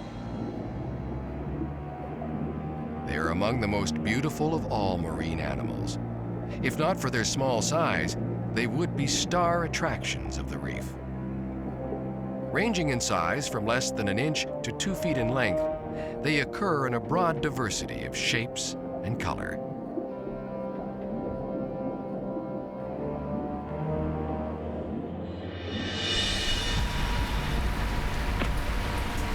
Like all our undersea realms, the Sea of Cortez is not immune to the pressures of overfishing. It was long believed there was an endless bounty and resilience in the sea. But careless fishing practices and habitat destruction have taken their toll. Some of the most magnificent animals in the ocean are at their lowest population levels ever and may face an uncertain future.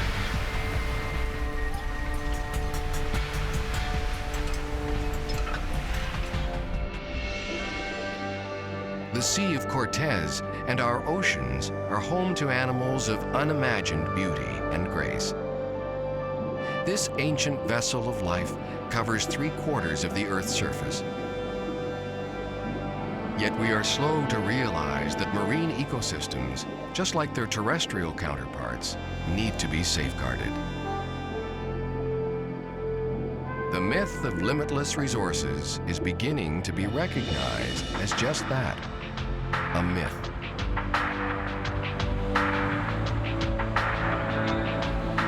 Responsible fisheries management can reverse these trends. And in fact, many areas, such as the Sea of Cortez, are turning the tide on the destruction of our ocean resources.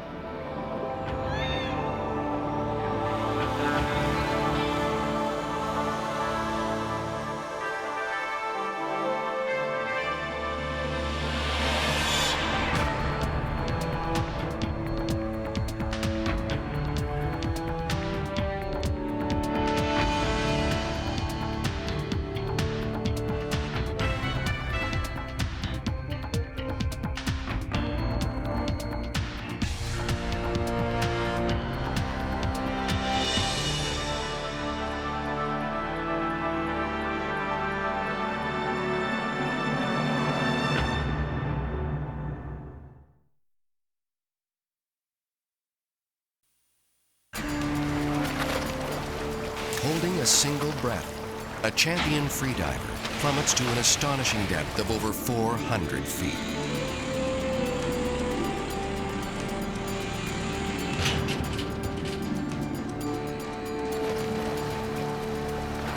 A little-known sport, freediving is an extension of the ancient practice of apnea, which literally means the voluntary holding of breath. Man has explored the marine realm for thousands of years, long before the invention of boats or mechanical breathing devices. Like many animals, humans have the innate ability to penetrate into the undersea world. Today, we'll study how breath hold divers venture deep into the marine environment. We'll look back at the remarkable feats of legendary freedivers, such as Jacques Mayol and Pepin. We'll join world record freediver Tanya Streeter in the Florida Keys. We'll examine her training regimen and follow Tanya on several practice dives into the open ocean.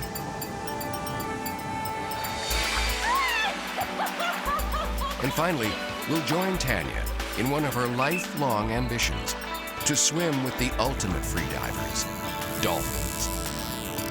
Today on Undersea Explorer.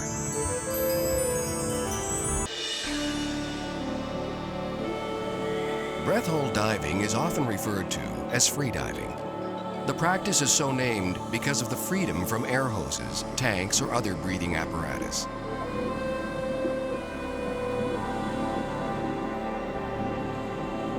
Holding one's breath is the most natural and simple way to venture into the sea.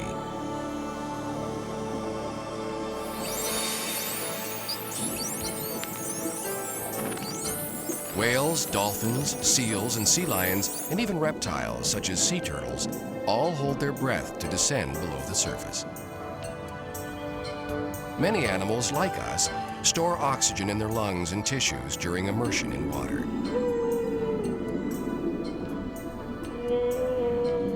This faculty is common to most air-breathing creatures, in contrast to fish, which extract and breathe oxygen directly from the water. Most air-breathing animals can hold their breath for up to 2 minutes. A few species of whales and the elephant seal can refrain from breathing for over an hour.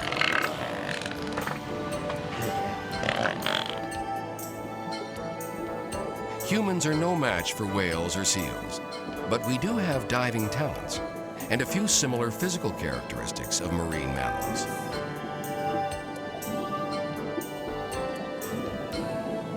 Most divers have heard of something called the mammalian diving reflex.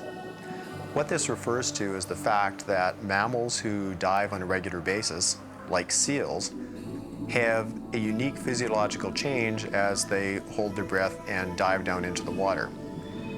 Essentially what happens is their body goes into an oxygen conserving mode so that the heart rate slows down dramatically, the blood flow to things like the stomach and intestines, which aren't important during a breath hold dive, drops to almost zero. The blood flow to muscles that aren't being used is cut way back, and the body stretches or conserves the oxygen as much as possible. The diving medical community has been debating for several decades whether the diving reflex actually exists in human beings. Recent evidence suggests that it does exist.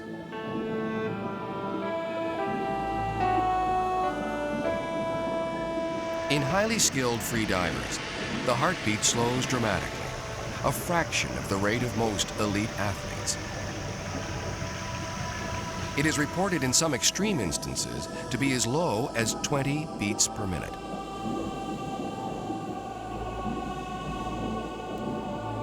At depth and increased pressure, the chest cavity compresses and air is dissolved into the bloodstream and tissues.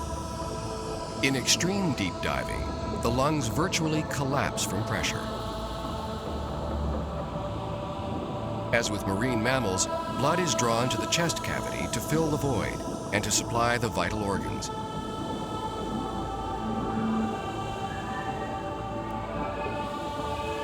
Over time, hungry cells consume the available oxygen, producing carbon dioxide, a waste product. The waste gas builds up until finally a message is relayed to the brain to breathe immediately.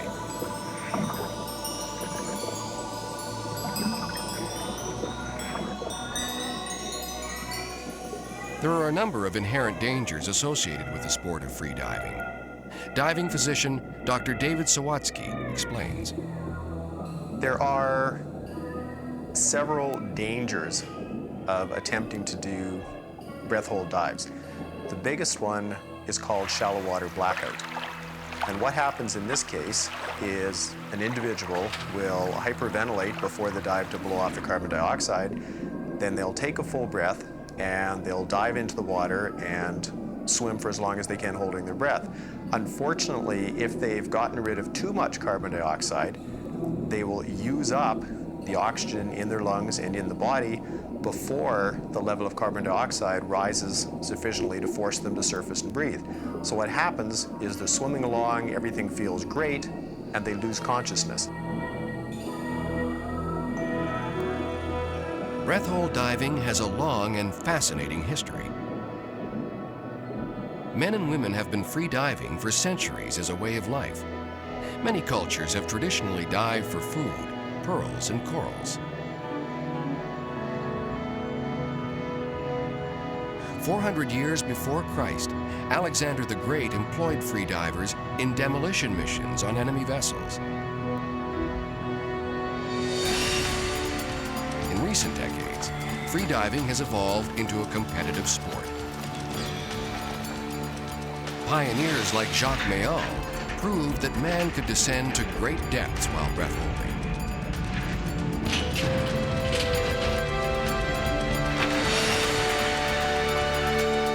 His remarkable world records, spanning from 1966 to 1983, brought the sport to a worldwide audience.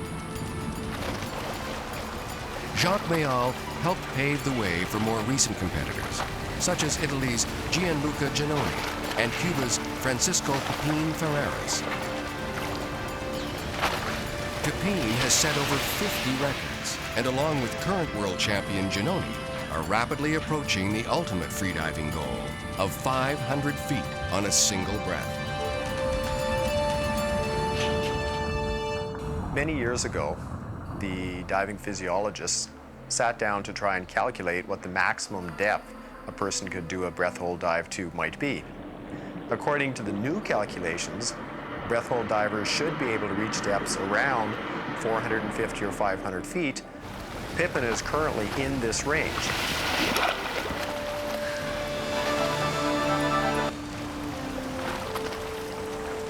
There are several distinct categories in the sport of breath hold diving.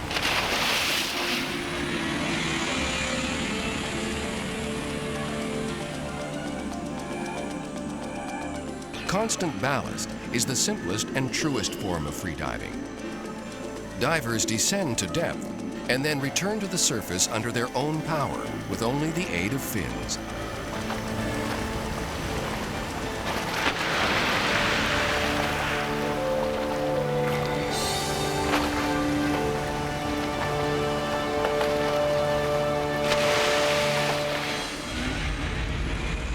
Variable ballast is a category where the diver is allowed to descend on a weighted sled. The diver then ascends under their own power.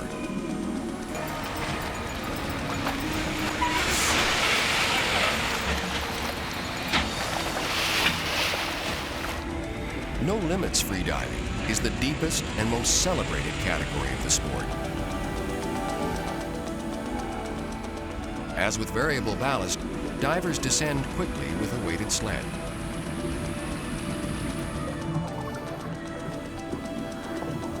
There is very little physical exertion, hence divers are able to focus their energies on reaching great depths.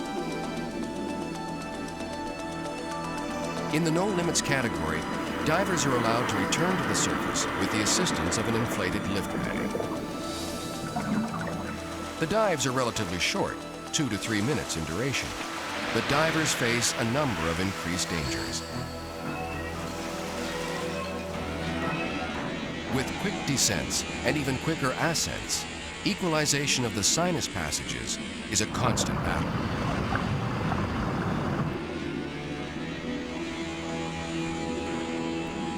In addition, safety divers risk their own lives by descending to great depths to support the free diver in case of accident.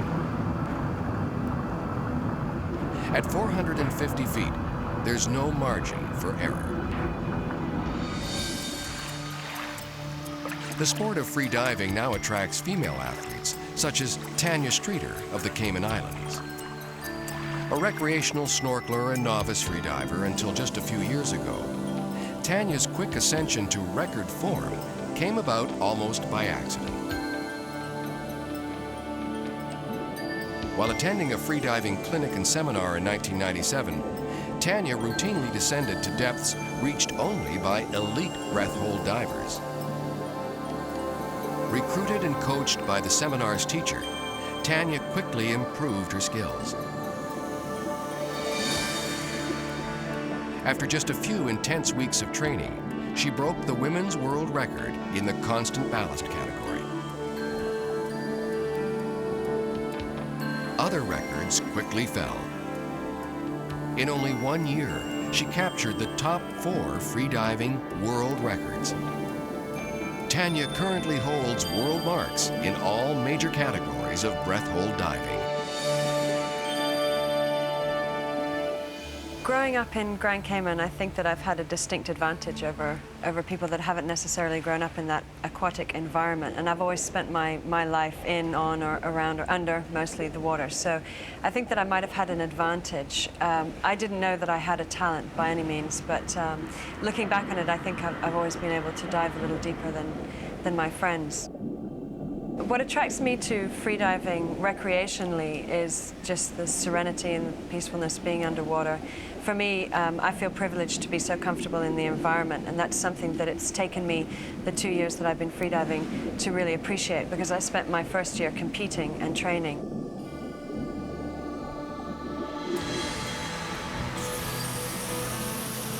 Tanya's training regimen includes cardiovascular and strength work, in addition to mental conditioning.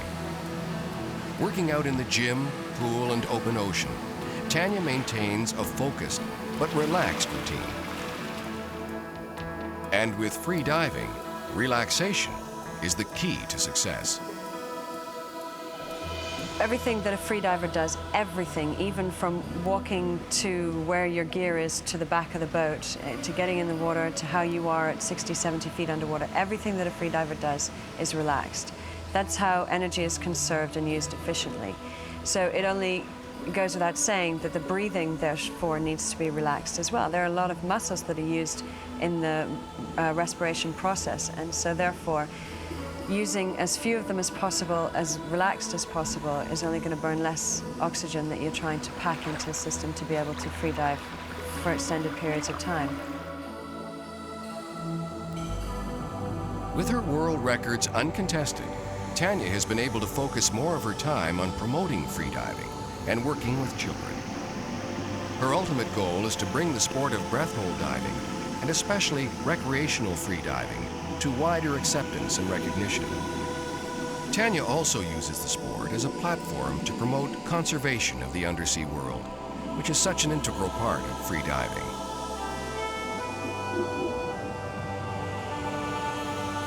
One constant in Tanya's life is her training partner and husband, Paul Streeter. Paul accompanies Tanya on all her dives, providing surface support in open water training and assisting safety divers in her world record attempts.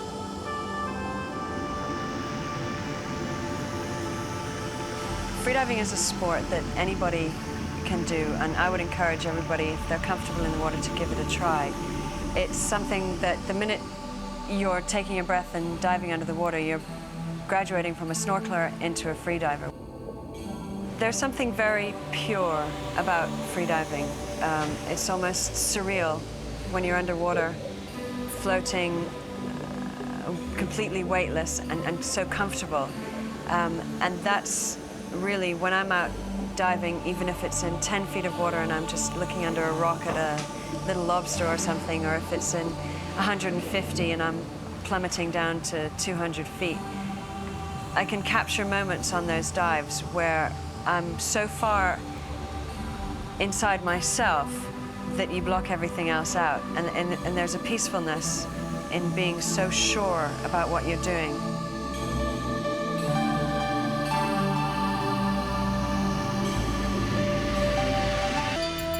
To observe Tanya and her training regimen, we traveled to Key Largo.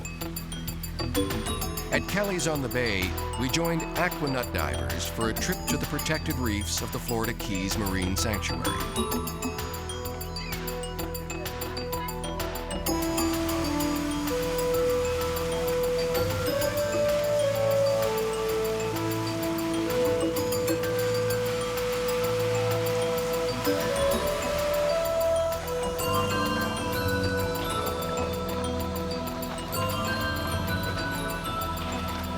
To keep up with Tanya underwater, we utilized a new type of battery-powered scooter manufactured by Aquadyne Technologies. Originally developed for use by handicapped divers, the Aquanaut enabled us to follow Tanya on some of her practice dives. The scooters also allowed Tanya and Paul to spend more time underwater without expending precious energy.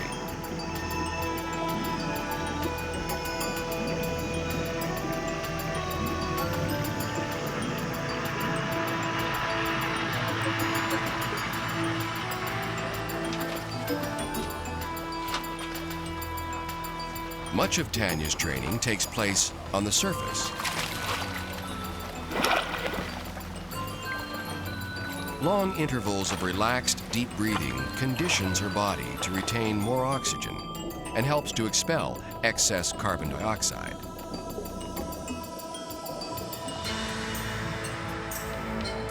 Tanya begins her underwater training by diving a few times to shallow depths. As the training session progresses, Tanya dives deeper and spends more time on the bottom. Our first few dives were on a shallow reef and battered shipwreck, lying in approximately 40 to 50 feet of water. Later in the day, we traveled to the Duane, a large naval ship sunk as an artificial reef. Lying in 120 feet of water, the Duane provided Tanya with a challenging goal in her final training dives of the day.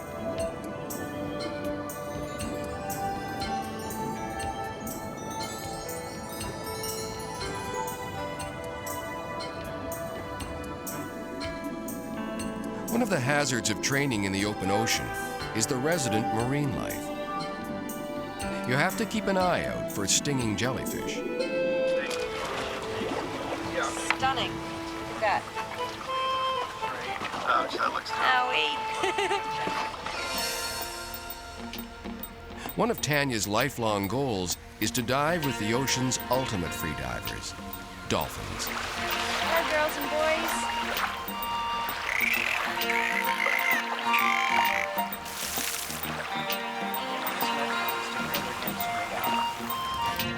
Graceful and elegant, dolphins are undersea acrobats of the finest caliber.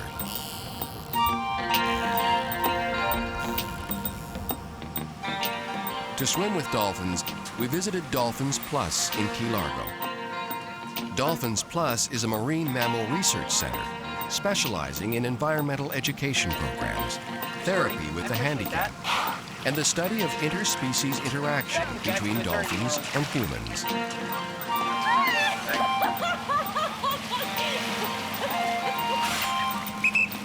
Dolphins Plus works closely with non-profit organizations like the National Marine Mammal Stranding Network and the Marine Mammal Rescue Foundation.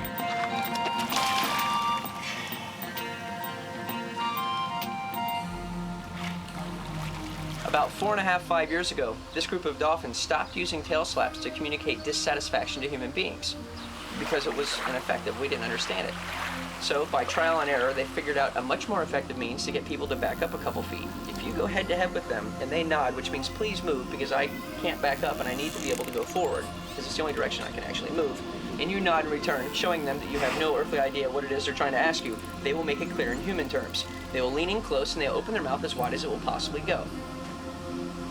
Naturally, if you have any sense of self-preservation at all, when a large animal opens their mouth toward you, your eyeballs get very large, you scream and you move, and they go, look, they understand that, now don't they? And people, in fact, back off. I'm going to have you push off so that you're on your back. You need to get a few feet off of the spot one. I hear you, Squirt. Hang tight. All right. She's very vocal. Dolphins actually have no vocal cords, so all the sounds they make are by squeezing sinus passages just inside their blowhole.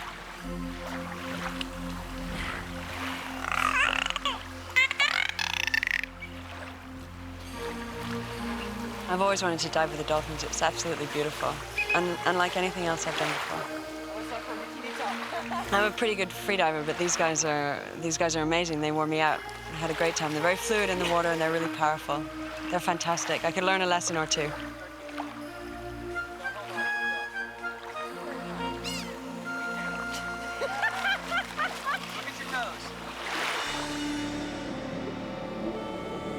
Many freedivers claim that their underwater experiences bring them closer to marine life. Without the mechanics and bubbles of diving equipment, fish and other undersea animals respond more favorably to freedivers. Top photographers utilize freediving to closely approach shy animals like whales.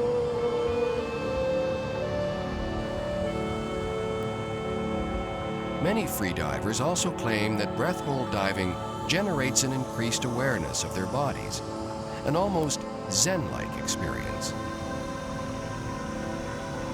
The jury is still out on whether or not champion freedivers are unique freaks of nature or simply well-trained athletes with a great aptitude for diving. As we watch world-class freedivers dive deeper and deeper in the ocean, the question is often asked, are these individuals a freak of nature, or have they simply attained their level of performance due to hard work and training? I think the answer has to be both.